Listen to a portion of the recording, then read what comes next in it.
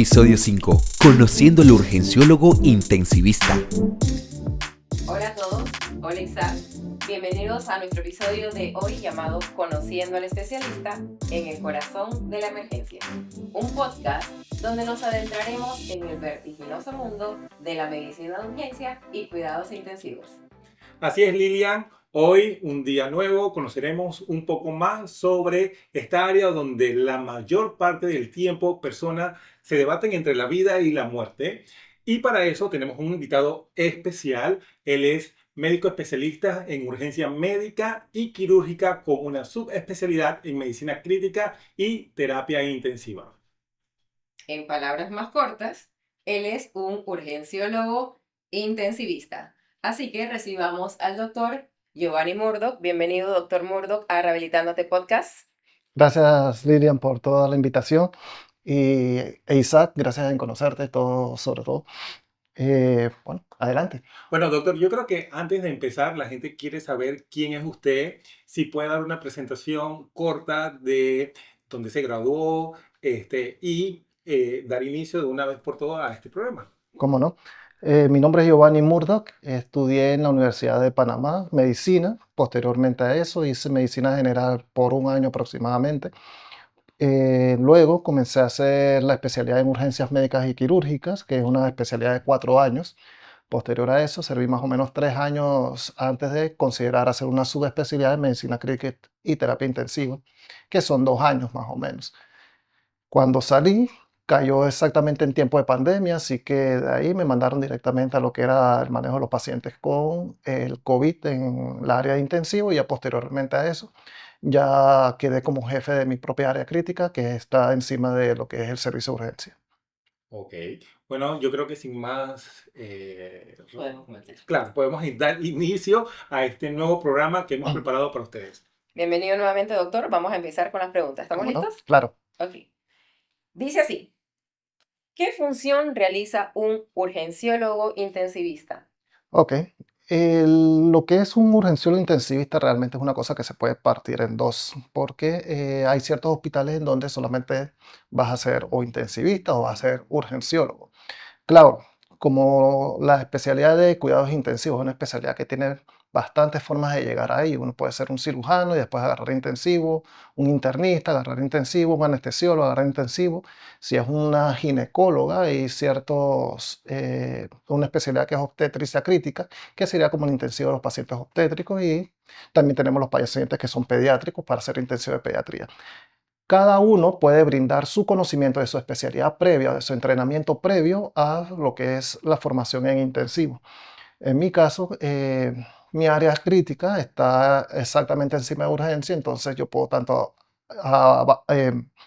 abordar a los pacientes, tanto en su fase de llegada, es decir, acabaron de llegar al hospital, ni siquiera están hospitalizados ni nada de estas cosas, se les puede manejar sus manejos más urgentes, y posteriormente le doy el seguimiento en lo que sería mi área crítica, que es la parte más especial que yo puedo eh, aportar en este caso. Entonces yo veo al paciente lo más nuevo, lo más reciente, es decir, el paciente acabó de llegar de la sala, de la calle, de donde sea, y entonces lo abordamos de una vez, que es diferente a los otros cuidados intensivos del hospital, en donde el paciente usualmente ya lleva tiempo hospitalizado y entonces vino por una especialidad, y esa especialidad se complicó y quedó en cuidados intensivos, Usted está en el área de la acción. básicamente. Escuchando todo esto, una de las preguntas serían, ¿cómo podríamos o cuáles serían esos criterios para que estos pacientes puedan ingresar a las unidades de cuidados intensivos? Porque usted habla de que muchos pacientes ingresan por X o Y, ya sea al área de los hospitales, ya sea por ginecología,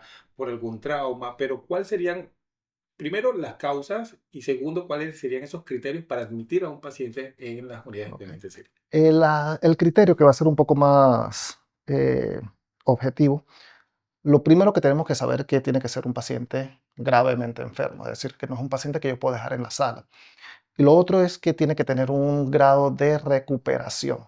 Hay pacientes que están tan graves que realmente la recuperación va a ser bien limitada. Hay formas de sacar esto, hay formas objetivas de sacar esto. Hay bastantes score, bastantes criterios en donde nosotros podemos evaluar, basado en la información que tenemos en el momento, porque eso puede cambiar durante la hospitalización del paciente.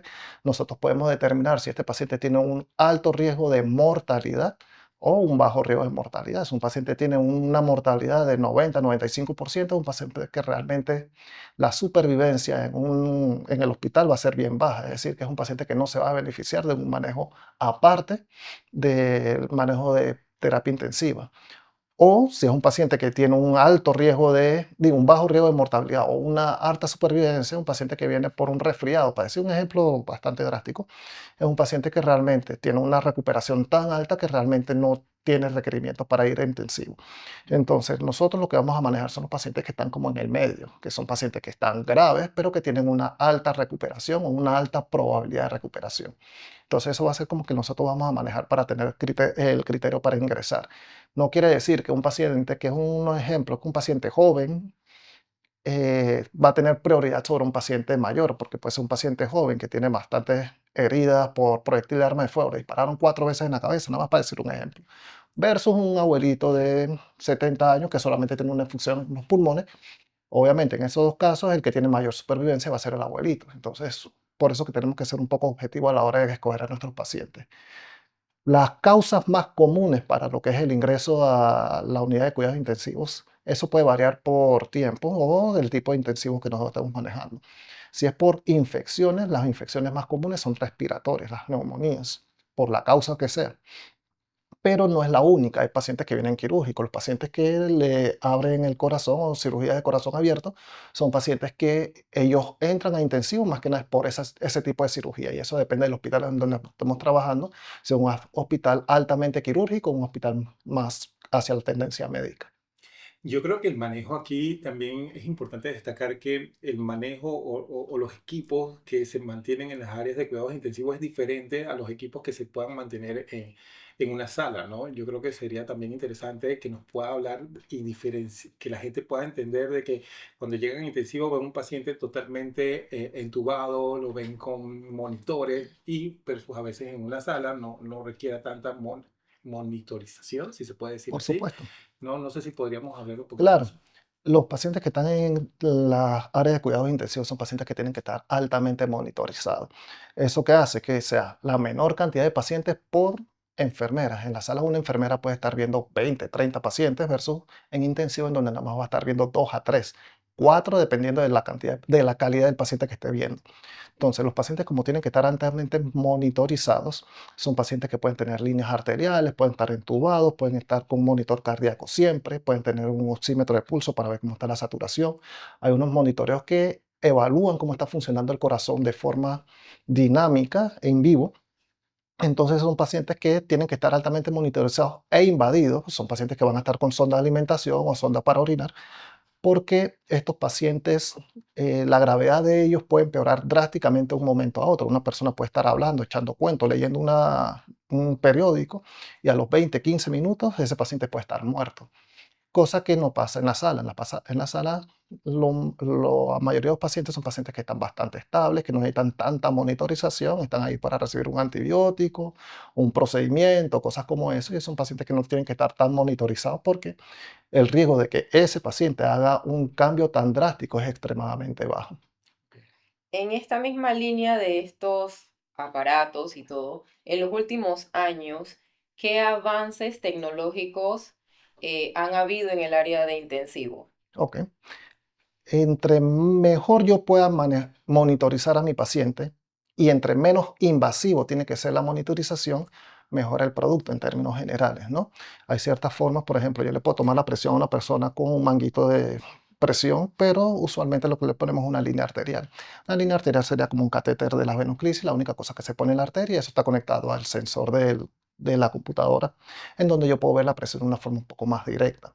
Hay formas en donde yo puedo evaluar cómo está funcionando el corazón, hay formas en donde yo tengo que meterle un catéter, que es lo que es un catéter de Swan-Ganz, por ejemplo, le tengo que meter ese catéter a través del corazón, o hay una forma en donde nada más le tengo que poner un catéter en la pierna y ese catéter en la pierna va conectado a otra serie de cosas que yo tengo conectados afuera, es decir, no invasivo en el paciente, y eso me va a dar la información de cómo está funcionando el corazón. Es decir, entre menos invasivo sea el equipo que esté utilizando y más información me pueda dar, entonces efecto de de ese equipo es mejor. Entonces han habido muchos equipos en donde cada vez se está haciendo menos invasivo la monitorización del paciente gravemente enfermo.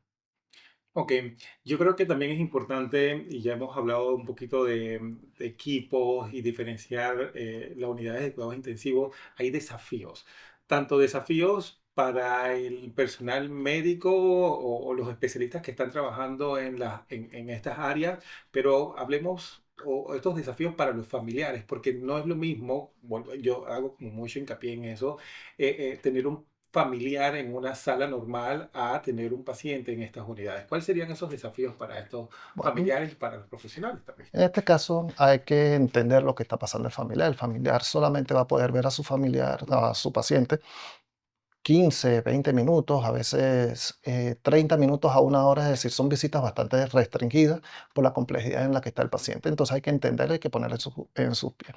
Una cosa que sí vemos en los pacientes que acabaron de llegar, que son los que vienen por vía de urgencia, es que el familiar está bastante alterado. A veces son personas que uno espera, pasa una señora de 95, 98 años que se enfermó. Bueno, es un poco más fácil de manejar la situación, pero si es una persona más joven, 40 años, 50 años, y después paciente hace una semana usted lo vio que estaba corriendo, jugueteando y haciendo, y ahora usted lo ve que está encamado, a veces entubado, que si la presión se está cayendo, alto riesgo de mortalidad, esas son cosas que una persona no espera. Entonces esa es una información que depende de ya cada especialista cómo se la va a dar al familiar. Es decir, algunos especialistas que son totalmente toscos, le dicen, su familiar tiene alta probabilidad de que se va a morir, usted está viendo, estamos viendo qué podemos hacer, pero lo más probable es que se va a morir. Obviamente, no es la mejor forma, pero hay personas que lo hacen de esa forma. Entonces, como digo, hay que ponerse en los pies del familiar y entonces trata de manejar esa información. Es cierto que le tenemos que dar toda la información, no le podemos esconder nada al familiar. Las únicas cosas que se pueden esconder del familiar son las cosas que el paciente, si está en condición de dar su opinión, dice, no le digan a mi familiar tal cosa.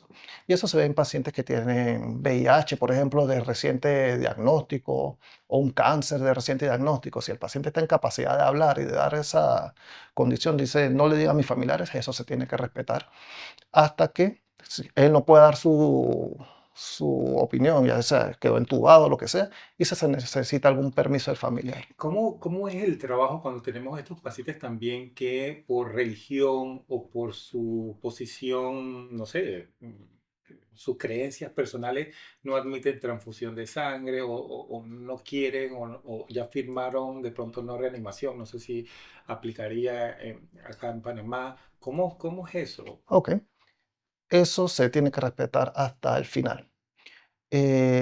Antes de todo, si es el paciente y el paciente no viene con nadie y el paciente no está en condición de dar ninguna información, obviamente que se le da todo el tratamiento como que si estuviese de acuerdo con todo lo que se está haciendo. Ok. Si el paciente está en condición de dar su propia opinión, entonces se tiene que respetar. Dice que yo no quiero que me transfundan, yo no quiero estar entubado, yo no quiero ventilación, si caigo en paro no quiero que me den RCP. Esa información se puede dar. Si el paciente no está, el familiar también puede dar esa información.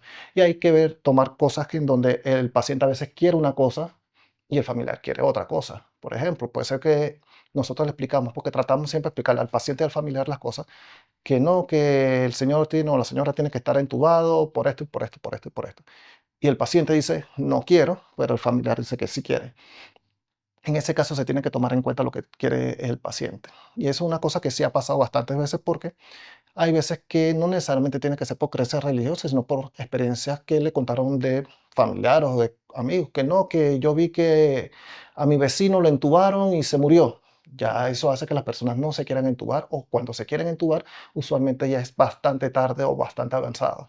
Entonces, para eso todo se tiene que firmar consentimiento. Si la persona puede dar su consentimiento, hay consentimiento para intubación, consentimiento para catéter, consentimiento para diálisis, en caso que sea diálisis, es un consentimiento. Entonces hay un orden jerárquico. La primera persona si la persona no puede, el paciente no puede dar su propio consentimiento, el consentimiento o la orden que se toma es la de la esposa o esposo. Ok. Después de eso viene la de los hijos. Después de eso viene la de los padres y después de eso viene la de los hermanos. En ese orden. ¿Eso qué quiere decir? Que si una persona cae enferma y viene la esposa y dice que sí, yo quiero que le hagan esto, esto, esto, esto, esto. Y después viene el hermano y dice que no, pero él me dijo que él no quería. Se toma lo que dice la esposa, Ok. independientemente de lo que había dicho el hermano. Y es la esposa, tiene que ser la que está casada, porque a veces hay personas que se divorcian, Ok. se vuelven a unir y entonces digo, se separan, se vuelven a unir, pero la esposa sigue siendo la primera persona. Bueno, esa es la persona que tiene la capacidad de decir la información. ¿Y existe alguna ley que podamos revisar para las personas que de pronto no tienen ese conocimiento de cuál es el orden jerárquico Sí para existe una ley. este? No me sé el número porque no es como que lo que manejo, pero sí existe una ley para eso. Ok. Yo creo que Lilian, aquí una de las enseñanzas, gente, es que empiecen a hablar qué es lo que quieren en vida. Yo siempre lo digo, qué es lo que yo Precisamente quiero. eso. No es Sí. animación, no nada, porque tú sabes, eso a veces es como nosotros que hemos vivido y vivimos eso, toda la dinámica y la alteración de la dinámica familiar es difícil, ¿no? Y lo que conlleva el post también es, a veces la gente no lo piensa. Entonces yo siempre, ya saben, lo dejo Le grabado aquí. debemos el número de la ley, se lo vamos a buscar y lo vamos a poner ahí en los comentarios para que la busquen y estén informados, por lo menos aquí en Panamá. Exacto, en ¿Ok? Panamá. Claro. Ok. Otra de las preguntas sería, doctor, ¿qué determinaría la necesidad de intubar a un paciente?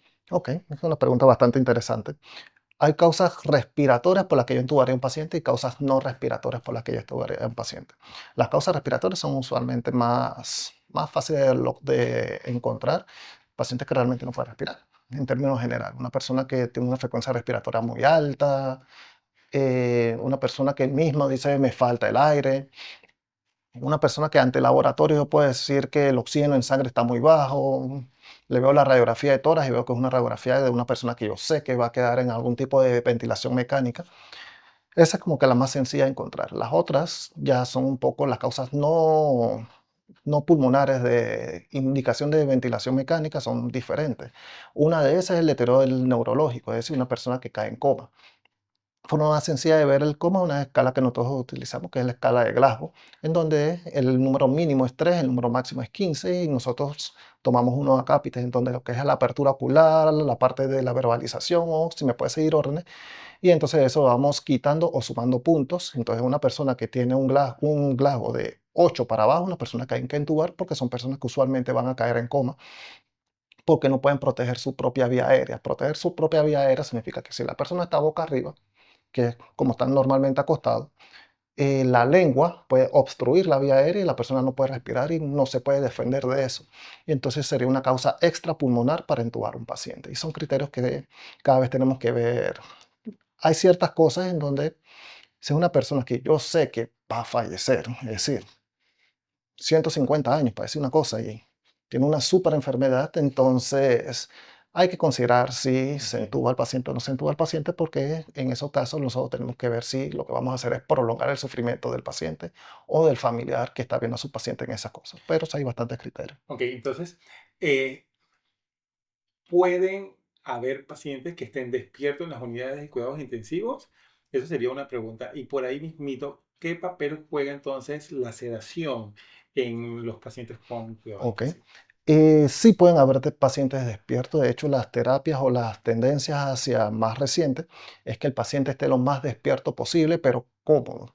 ¿Qué quiero decir con eso? Que yo puedo tener un paciente entubado y despierto, no necesariamente tiene que estar entubado y sedado, pero tiene que estar cómodo. Entonces, como ya mencioné, no todos los pacientes que van a entrar a cuidados intensivos son por una causa pulmonar. Hay pacientes que están en cuidados intensivos por una meningitis, para decir un ejemplo, o unos pacientes que están porque tuvieron problemas con la diálisis o que van a requerir de diálisis, problemas que vienen con el azúcar, la diabetes, por ejemplo, una complicación que se llama cetoacidosis diabética, algunos derrames, es decir, hay muchas causas por las que una persona puede quedar en intensivo sin la necesidad de quedar con ventilación mecánica o entubado. Así que entre más despierto está el paciente y más cooperador está el paciente, eso va a disminuir el tiempo de estadía en cuidados intensivos y obviamente disminuir la mortalidad, ya que el tiempo de estadía de cuidados intensivos está directamente relacionado con la mortalidad de los pacientes intensivos. Sí, porque mucha gente de pronto, yo visualizando, piensan que, ah, pero si está despierto, ¿qué hace un paciente ahí? ¿No? Entonces yo me imagino que es porque sí, necesita una monitorización continua de los signos vitales porque por X o Y motivo quedó en esa unidad, ¿no? Claro. Entonces yo creo que es importante también aclarar ese aspecto, ¿no? Sí, esto aparte también tenemos el punto de si no se puede comunicar.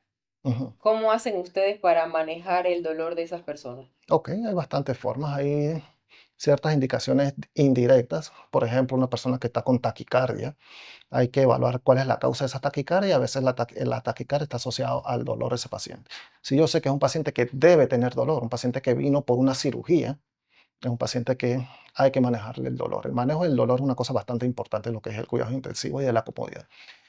Usualmente, de entrada, todo paciente que viene intubado se le maneja el dolor con algún medicamento en infusión, más común es fentanil, porque son pacientes que van a tener catéteres, hay pacientes que le tienen que sacar sangre todos los días, sangre arterial, que tienen una sonda uretral, que tienen una sonda de alimentación, y eso es bastante molestoso. Entonces se le maneja el dolor de muchas formas. Hay ciertas formas en donde nosotros podemos determinar cómo está el dolor del paciente, más que nada por la misma cara, es decir, la fase, si tiene alguna fase de dolor, nosotros podemos decir a ese paciente está en dolor a pesar de que está dormido o a pesar de que está sedado, entonces se le pone algún manejo para el dolor en ese caso. Sin saber como la escala de su dolor, porque puede ser un dolor medio o un dolor muy fuerte. Usualmente nosotros vamos titulando de abajo hacia arriba. Hay escalas de dolor y eso van con la fase de la persona, pero hay unas formas un poco más... Hay equipos también en donde nosotros podemos determinar qué tanto dolor tiene el paciente. Son equipos que son bastante comunes, son más invasivos, eso sí, pero eso se le pone en la frente a veces es en el dedo y eso va directamente a un monitor y entonces nosotros podemos también medir la escala del dolor o el dolor del paciente basado en eso, que es la forma más sencilla. Ok, hablando o yéndonos hacia otro tema, hablemos de la nutrición, la alimentación. Para mí es importante la alimentación, o sea, la alimentación y comer da placer. ¿Qué pasa con estos pacientes que de pronto no puedan comer o cómo sería ese papel de la nutrición con los pacientes que están en las unidades de cuidados intensivos, los que puedan ingerir comida, los que no pueden ingerir comida? ¿Cómo es esta dinámica? Es una pregunta bastante importante porque eso es uno de los temas que más me gustó durante mi entrenamiento de intensivo, la nutrición del paciente crítico. El paciente crítico tiene que comer.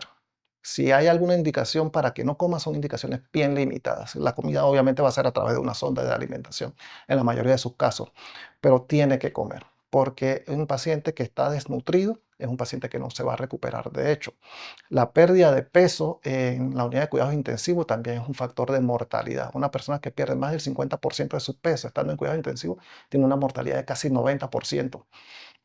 Entonces, y obviamente, cuando sale de intensivo, la recuperación de ese paciente también va a ser bien prolongada.